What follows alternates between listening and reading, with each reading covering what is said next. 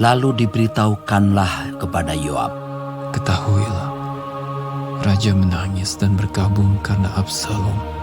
pada hari itulah kemenangan menjadi perkabungan bagi seluruh tentara.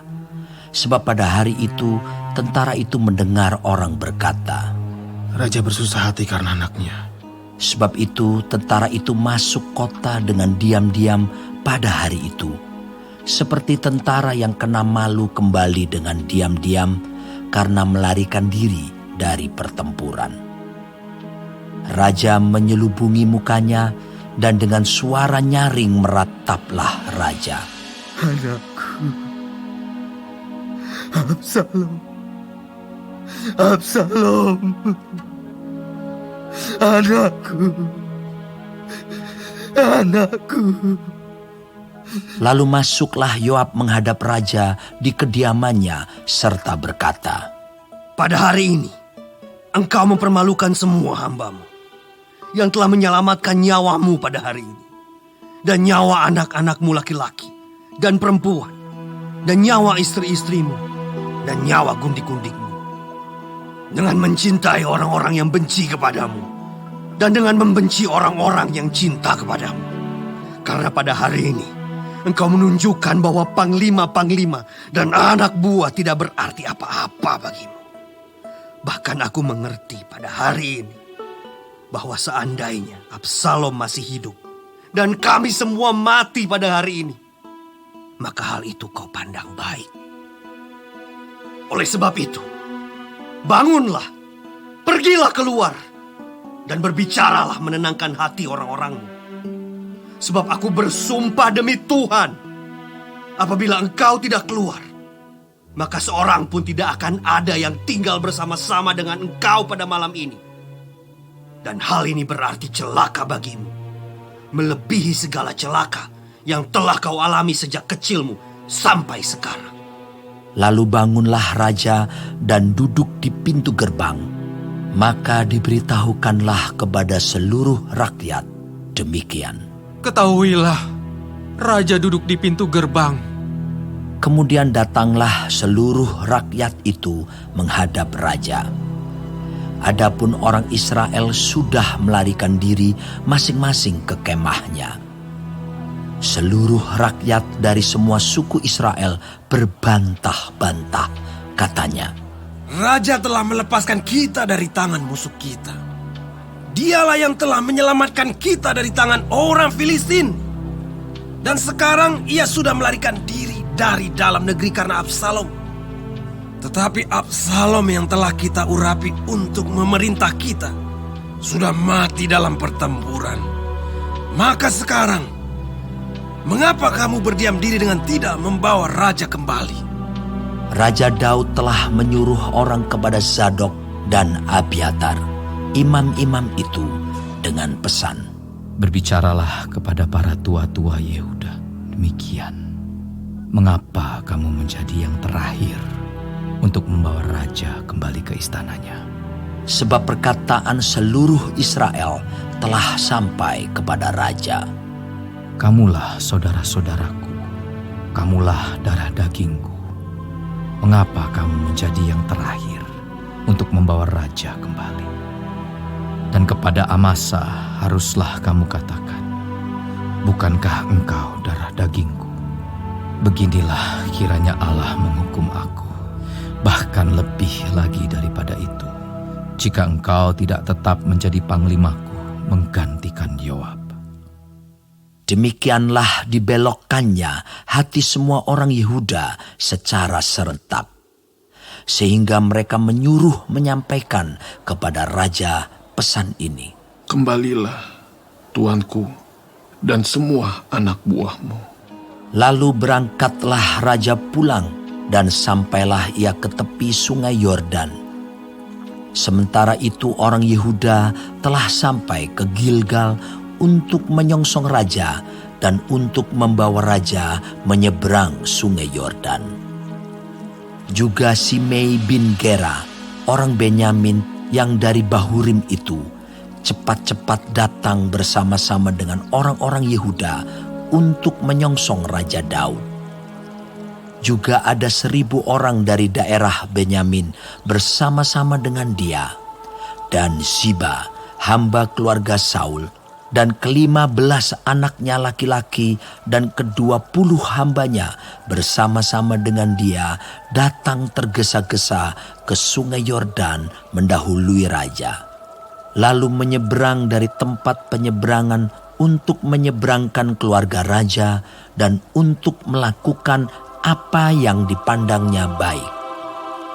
Maka Simei bin Gera sujud di hadapan raja ketika raja hendak menyeberangi sungai Yordan dan berkata kepada raja, "Janganlah kiranya tuanku tetap memandang aku bersalah, dan janganlah kiranya tuanku mengingat kesalahan yang dilakukan hamba-Mu ini pada hari tuanku raja keluar dari Yerusalem. Janganlah kiranya raja memperhatikannya lagi. Sebab hamba-Mu ini tahu bahwa hamba telah berbuat dosa.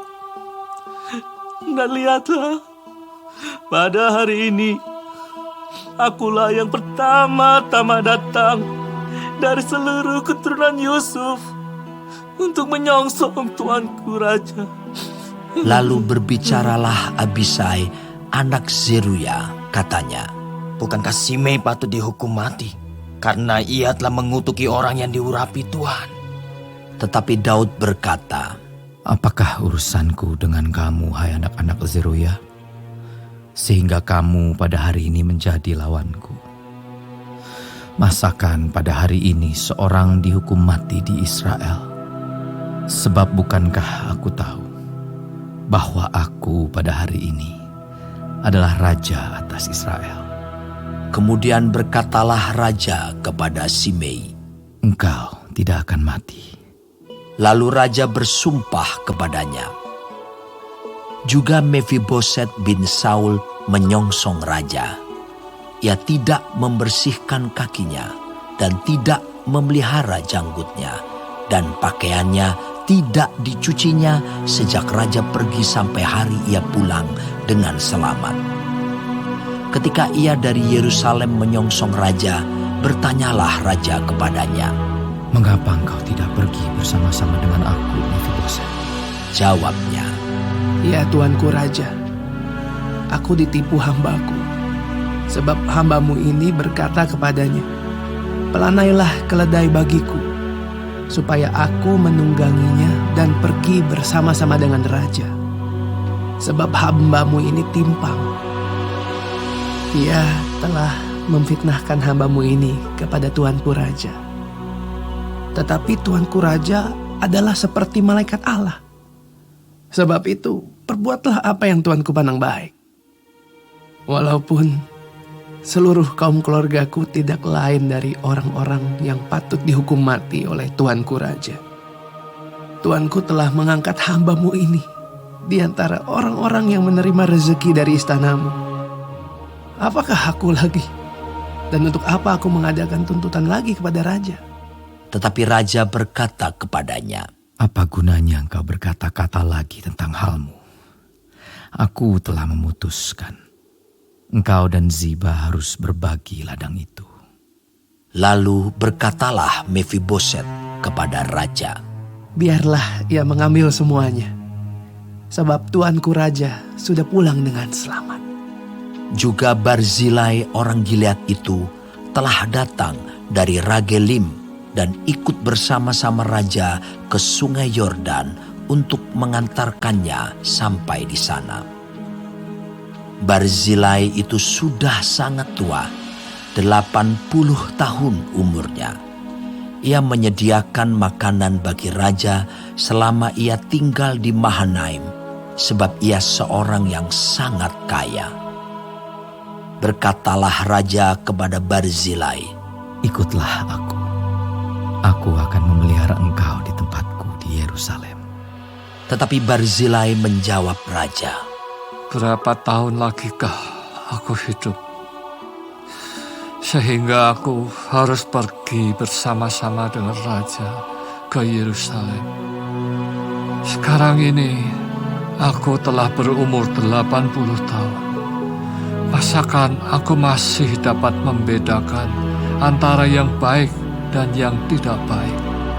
Atau masih dapatkah hamba-Mu ini merasai apa yang hamba makan atau apa yang hamba minum? Atau masih dapatkah aku mendengarkan suara penyanyi laki-laki dan penyanyi perempuan? Apa gunanya hamba-Mu ini lagi menjadi beban bagi Tuanku Raja?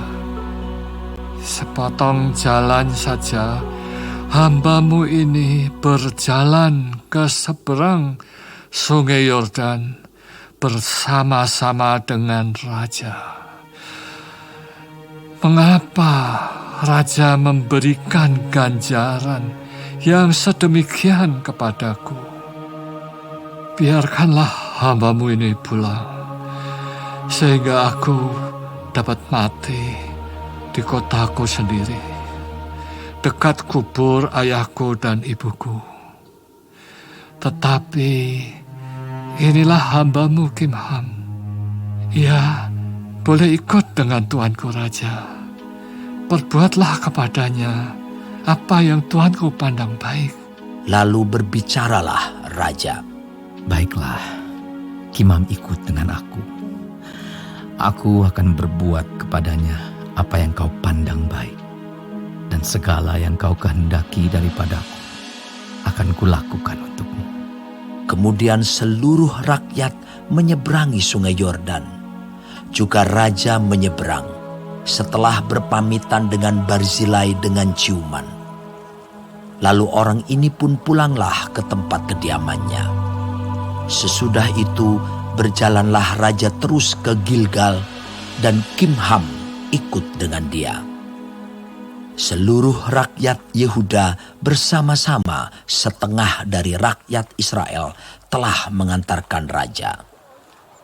Tetapi seluruh orang Israel datang menghadap Raja dan berkata kepada Raja, Mengapa saudara-saudara kami, orang-orang Yehuda itu, menculik Raja dan membawa dia menyeberangi Sungai Yordan dengan keluarganya, dan semua orang Daud yang menyertai dia?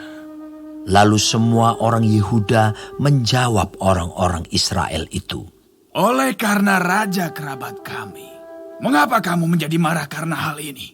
Apakah kami makan apa-apa atas biaya Raja? Apakah kami mendapat keuntungan? Tetapi orang-orang Israel itu menjawab orang-orang Yehuda, Kami 10 kali lebih berhak atas Raja. Sebagai anak sulung, kami melebihi kamu. Mengapa kamu memandang kami rendah? Bukankah kami yang pertama-tama harus membawa Raja kami kembali?